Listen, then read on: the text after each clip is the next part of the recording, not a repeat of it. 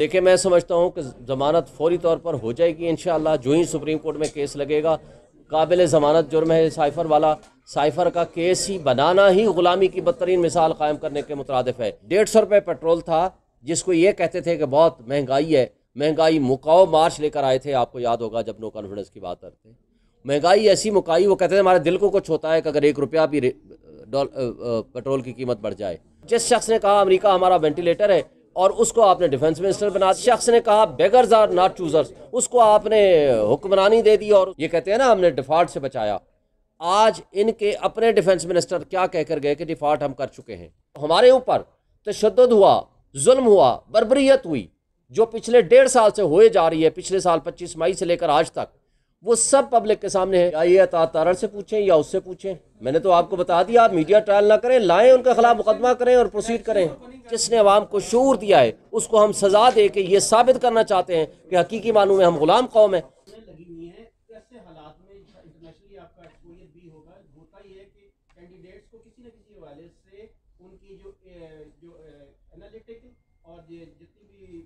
Parties के comparative analysis कराते बताया जाता है ताकि अवाम बाशऊर होकर तमाम तर जिस तरह कदमें लगी हुई हैं उनको बाला नजर उससे हटकर वो अपने इलेक्शन में जा सकें और उसके मुताबिक एक फैसला कर सकें। और जिस तरह बेनजीर पिछले इलेक्शन में आपके सामने सारी तारीखें मैं उस पर नहीं जाना चाहूँगा, उस हवाले से आपकी पार्टी पॉलिटिकल विंग या मिलजुल कर कोई ऐसा इरादा आपका है कि अवाम को एक सिलसिला बता सके और वो अपना मौजूदा हालात और वाक़यात को सामने रखते हुए इलेक्शन प्रोसेस में जा सके। देखें, पहली बात तो यह है कि हमने बिल्कुल उसके हिकमत अमली बनाई हुई है।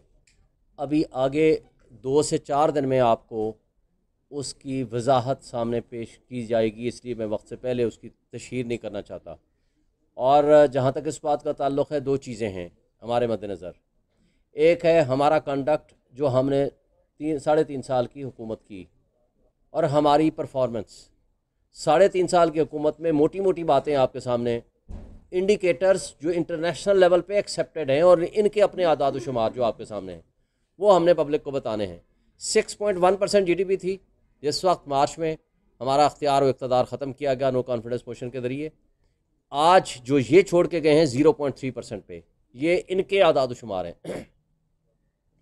16 रुपये यूनिट बिजली का था, आज प्रैक्टिकली ये 70 रुपये पे छोड़ के गए हैं। डॉलर 170 रुपये 178 रुपये के दरमियान फ्लक्चुएट करता था, ये 332 रुपये पे छोड़ के गए। 150 रुपये पेट्रोल था, जिसको ये कहते थे कि बहुत महंगाई है, महंगाई मुकाओ मार्च लेकर आए थे, आपको याद होगा जब नो कॉन्फिडेंस की बात करते।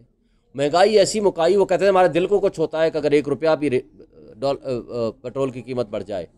तो इन्होंने 325 रुपये पे छोड़ के गए।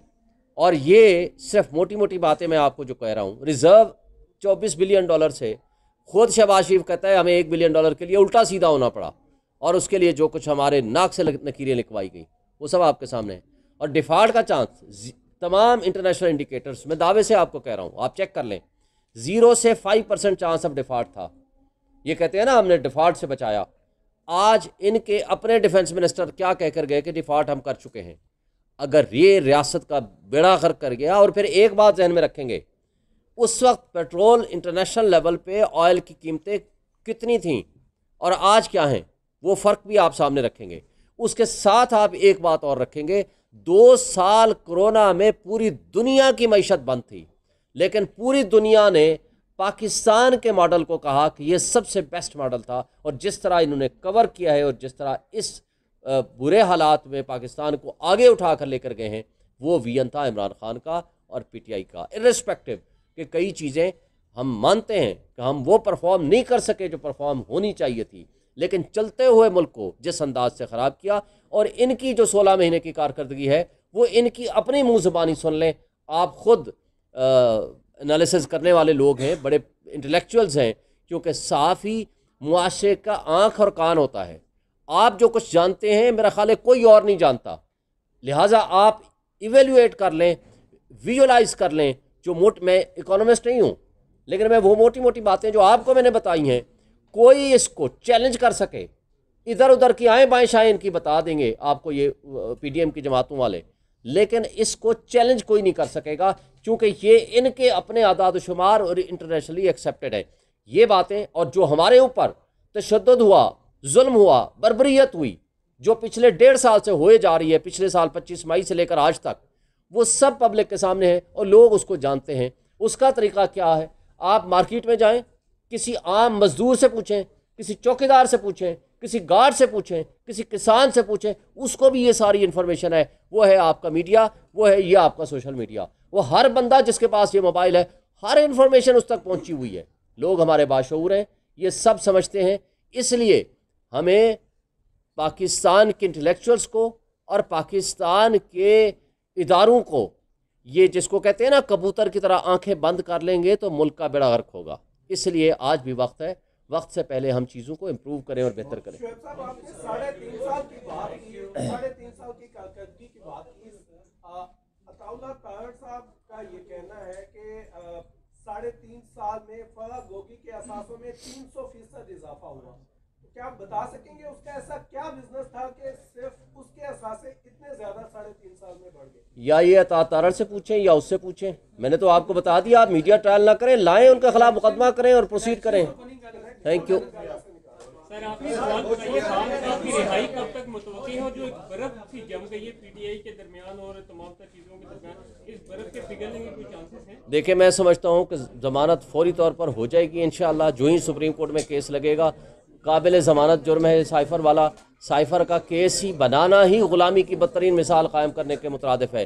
जिस शख्स ने मुल्क की सलामती और ख़ुद मुख्तारी का दिफा किया हो, उसको आप कहते हो वो मुजरिम है। और जिस शख्स ने कहा बेगर्स आर नॉट चूज़र्स, उसको आपने हुक्मरानी दे दी और उसको आपने कहा कि जनाब ये हमारा मुद्दाई है। और जिस शख्स ने कहा अमेरिका हमारा वेंटिलेटर है, और उसको आपने डिफेंस मिनिस्टर बना दिया।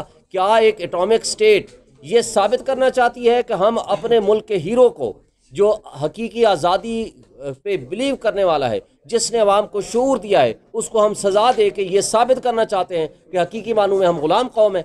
ये नहीं चलेगा। Thank you. खुद शहबाज शरीफ कहता है हमें $1 बिलियन के लिए उल्टा सीधा होना पड़ा, और उसके लिए जो कुछ हमारे नाक से नकीरें लिखवाई गई वो सब आपके सामने है। और डिफ़ॉल्ट का चांस, तमाम इंटरनेशनल इंडिकेटर्स, मैं दावे से आपको कह रहा हूँ, आप चेक कर लें, 0 से 5% चांस ऑफ डिफ़ॉल्ट था। ये कहते हैं ना हमने डिफ़ॉल्ट से बचाया। आज इनके अपने डिफेंस मिनिस्टर क्या कहकर गए कि डिफ़ॉल्ट हम कर चुके हैं। अगर ये रियासत का बेड़ा गर्क कर गया, और फिर एक बात जहन में रखेंगे, उस वक्त पेट्रोल इंटरनेशनल लेवल पे ऑयल की कीमतें कितनी थीं और आज क्या हैं, वो फ़र्क भी आप सामने रखेंगे।